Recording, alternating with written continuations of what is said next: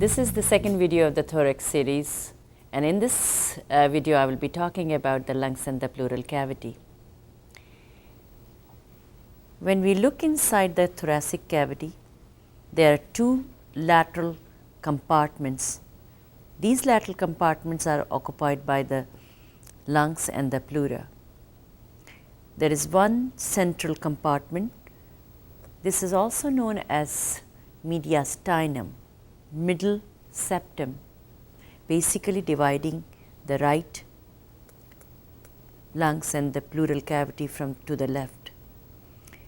Mediastinum contains the heart, the large vessels, the visceral column, which is trachea, the esophagus, and there are certain nerves like vagus, phrenic, and there are lymphatics and lymph nodes. Right pleural cavity and the left pleural cavity with the lungs are separated from each other. There are two parts to the pleura, the parietal pleura and the visceral pleura. The parietal pleura covers the thoracic cavity and the visceral pleura covers the lungs. Let me show you here. This white layer, which is covering the internal part of the thoracic cavity, is the parietal pleura. The area which is covering, or the layer which is covering the lungs, this area here, or this layer is called as visceral pleura. Between the parietal pleura and the visceral pleura, there is a space, and that space is a potential space, and it is occupied by a film of fluid which is called as pleural fluid. So, this is the pleural cavity between the parietal pleura and the visceral pleura. Parietal pleura is sensitive to pain, while the visceral pleura is insensitive to pain.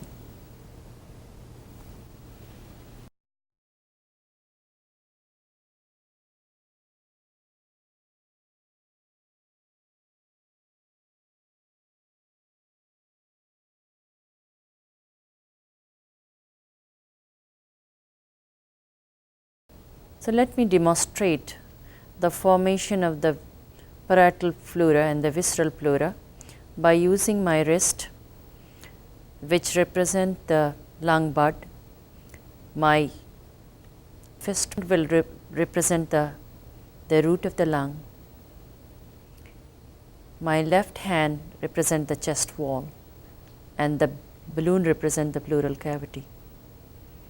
The lung bud, which is the wrist, starts growing inside the pleural cavity. The layer of the balloon, which is around the right hand, becomes the visceral pleura. The layer of the pleura, which is near to the left hand, becomes the parietal pleura, and the space between those two layers is the pleural cavity, which is filled by the pleural fluid. If the knuckles represent the root of the lung, you can see that's where the parietal pleura and the visceral pleura are continuous one layer. Parietal pleura has four sections. There is cervical pleura, mediastinal pleura,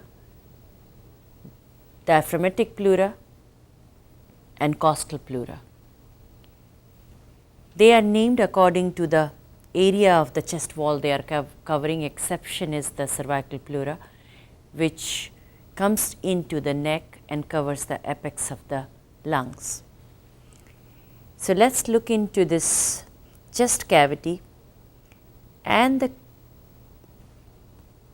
the area which is shown here by my pencil is the costal pleura. It is covering the inner surface of the ribs, intercostal spaces.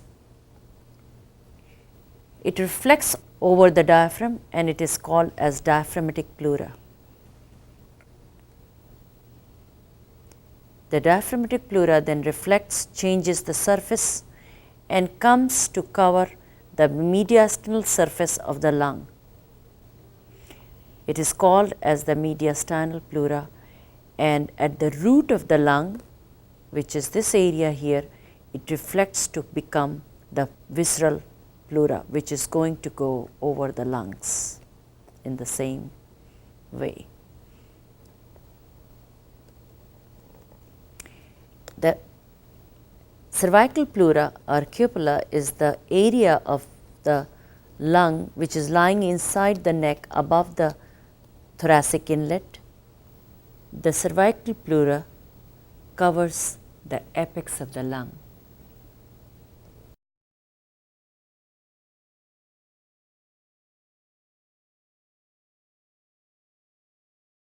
Let me talk about the recesses. Recesses are the area in the pleural cavity where the lung does occupy during the inspiration,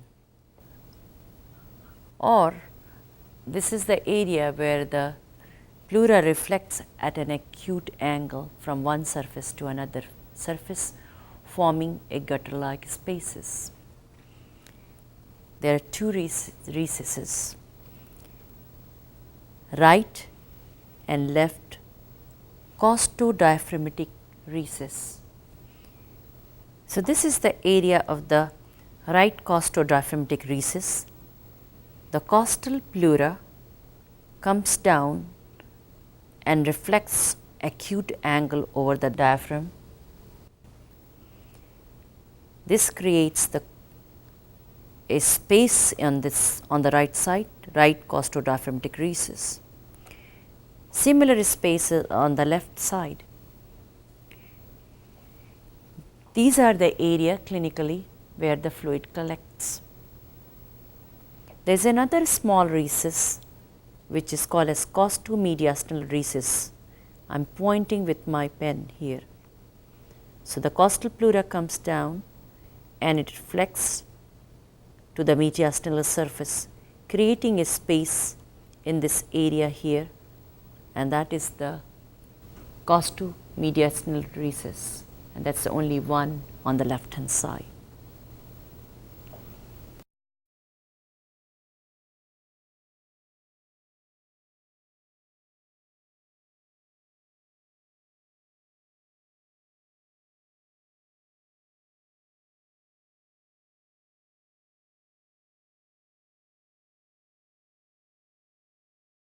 So, on these dry lungs, I am going to show you some of the features. The apex of the lung, somewhere around this area where not very well marked is the impression of the first rib. You can see the apex of the lung lies in the neck above the thoracic inlet. Anterior border of the right lung, anterior border of the left lung. If you follow the anterior border, there is a depression here, and that is called as cardiac notch. Following the cardiac notch, this area here is called as lingula, almost like a tongue, tip of the tongue. If we take the lung and look at the inferior aspect, this area here is the diaphragmatic surface, and it lies over the right and the left dome of the diaphragm. The area, the surface area which we are looking around with my pen here, this is the mediastinal surface. On this side here, the left ventricle lies. On this side here, it is the impression, or the right atrium is going to lie in this area here. Let us take it on the posterior aspect. this is the posterior border, costal surface of the lung on each side. These fissures which are obliquely going on each side are the oblique fissure. They divide the lungs into upper lobe and the lower lobe, and you can see how the lower lobe will be occupying most of the area of the posterior thoracic wall. So, lower lobe can be easily auscultated on the posterior aspect, while on the upper part of the thoracic wall only we can see a little bit of the area of the upper lobe. Another feature which is only found on the right lung is the horizontal fissure. The horizontal fissure divides the upper lobe into a upper and the middle lobe. So, there are 3 lobes on the right hand side, upper, middle and lower. On the left side, the upper and the lower lobe. So, this is the right lung. We can see the upper lobe. There is a horizontal fissure, middle lobe. On posterior aspect, we can see the lower lobe. Let us see on the mediastinal surface, which is this area here. On the mediastinal surface, we can see in the middle here, this is called as the root of the lung, and the root is formed by the primary bronchus and the pulmonary artery and the pulmonary veins. The area of the lung, which is where the root of the lung is entering, is called as hilum or the doorway. In this area here, on the inferior aspect, there will be a sleeve of pleura which is called as pulmonary ligament, where the parietal pleura will come to the root and reflect and become the visceral pleura. Talking about the visceral pleura, on the mediastinal surface, I can show you there is the area where we can see the visceral pleura. It almost adheres to the surface of the lung. On this prosection, let me show you the different part of the parietal pleura. This is a sagittal section. Orientation is superior, inferior, the diaphragm, anterior chest wall and the posterior chest wall. We are looking from the right side, root of the lung.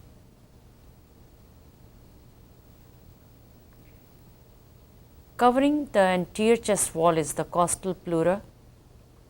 This pleura goes in the neck and becomes the cervical pleura. Covers the mediastinal surface here and called as mediastinal pleura, and this mediastinal pleura will reflect around the root of the lung and become the visceral pleura. Again, this area is the costal pleura. This costal pleura is reflecting here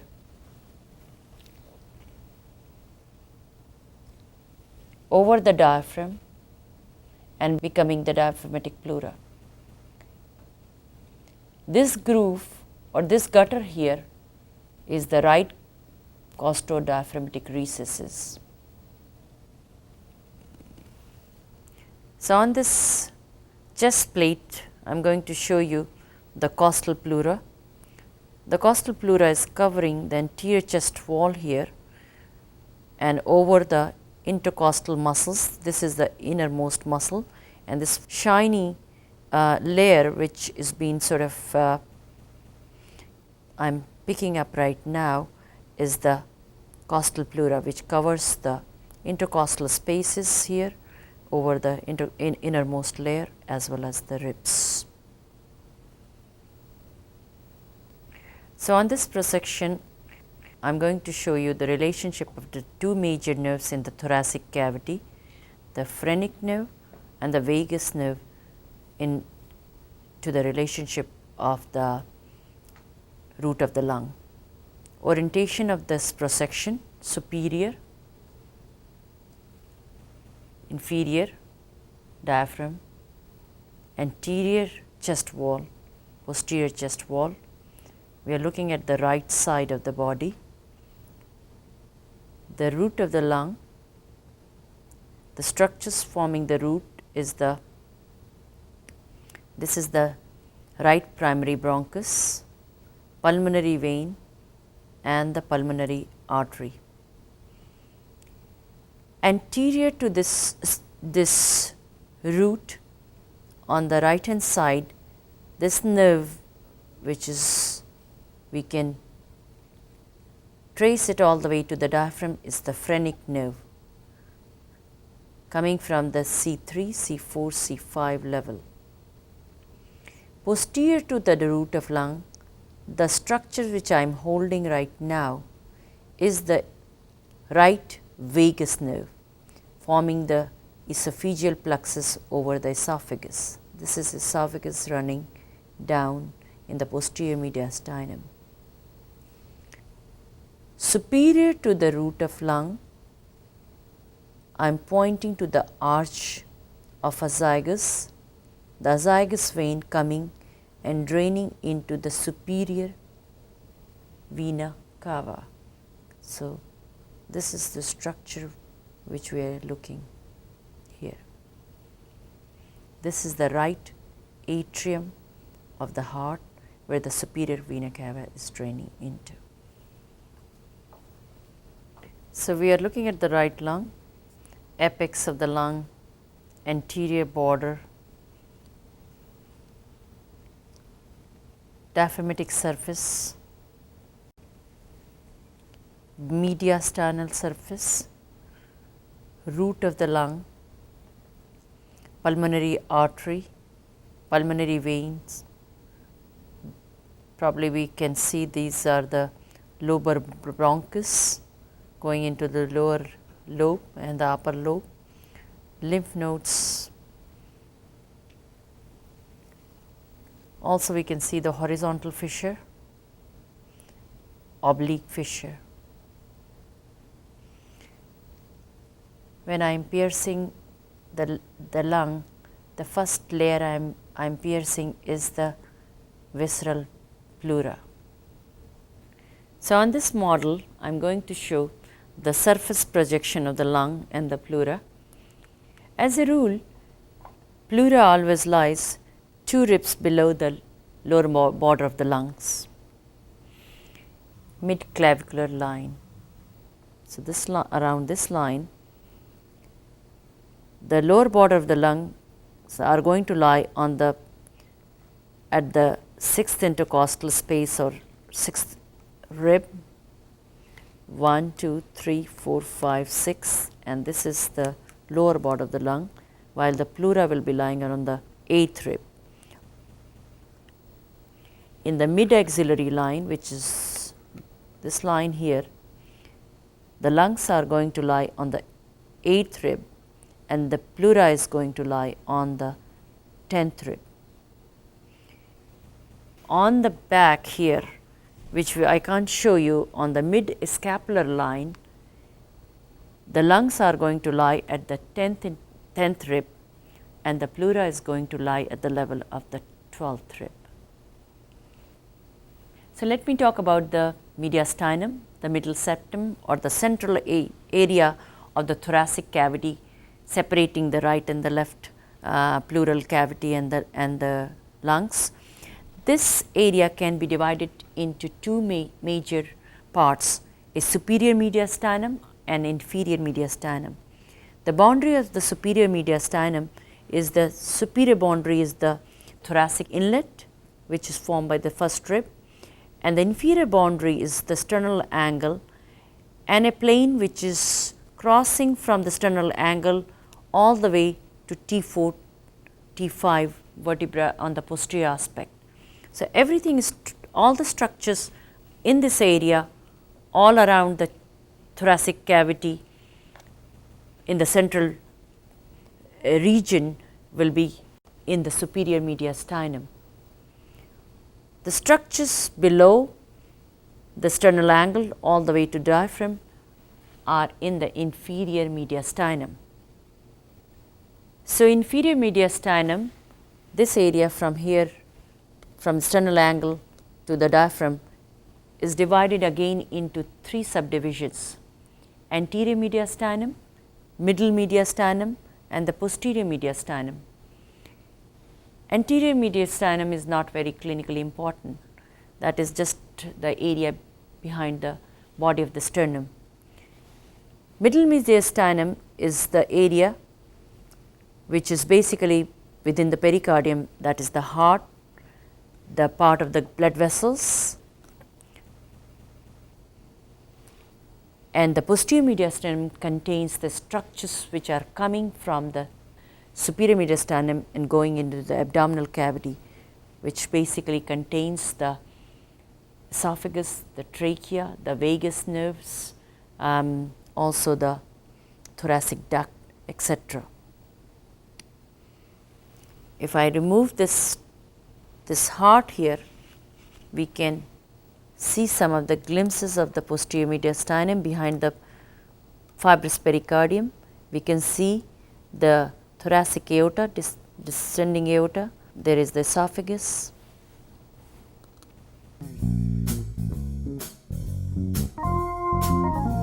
Wade in the water, wade in the water, children, wade in the water, and God's gonna trouble the water. Who's that standing dressed in red? Wade in the water, must be the children that Moses led, and God's gonna trouble the water.